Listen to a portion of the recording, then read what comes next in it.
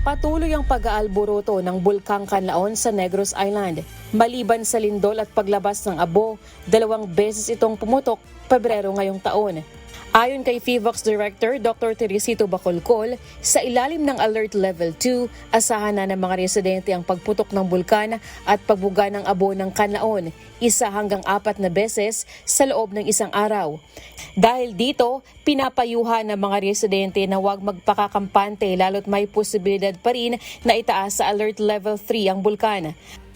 Kapag meron na tayong frequent increasing volcanic earthquakes, stronger or more persistent as emission, significant ground deformation or other indicators na napapakita sa atin na pressure is continuing to build inside the volcano.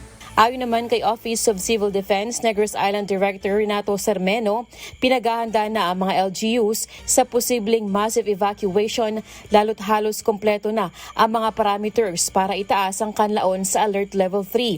Sa ilalim ng Alert Level 3, obligadong lumika sa mga nakatira sa loob ng 4 hanggang 6 kilometer danger zone. Ang guidance kanina natin sa during the PDRIs to take advantage ang natawag natin nga peacetime, no? Samtang wala pa ang emergency, take advantage natin nga take the necessary steps para ang